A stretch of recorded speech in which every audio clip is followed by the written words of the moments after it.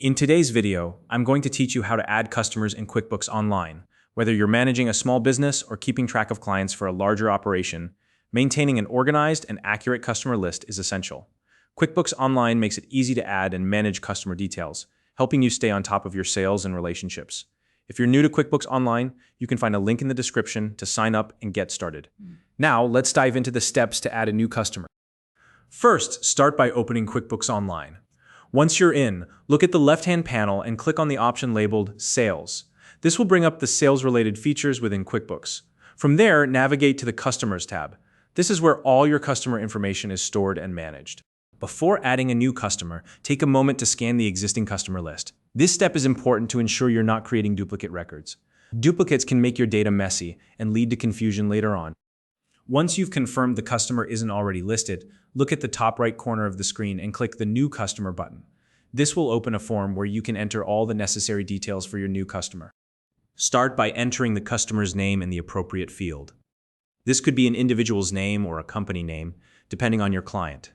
After that, add their contact information. This typically includes their email address and phone number. Make sure the details are accurate, as this is how you'll communicate with them. Next, include the customer's address. If the customer has separate billing and shipping addresses, you can enter both to keep everything organized. This is especially useful for businesses that handle physical deliveries.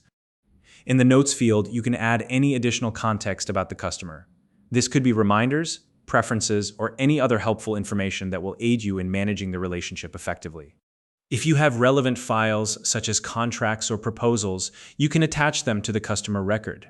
This keeps all related documents in one place and easily accessible when needed. Now let's focus on payment information. Under Payment Methods, specify the customer's typical method of payment. Whether it's credit card, bank transfer, or another method, this will help streamline future transactions.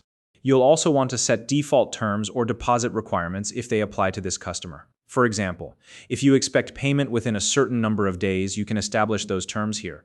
If the customer has tax-related details, such as being tax-exempt, make sure to include that information as well. This ensures your invoices and records are compliant with applicable tax regulations. Before finalizing, take a moment to review all the information you've entered.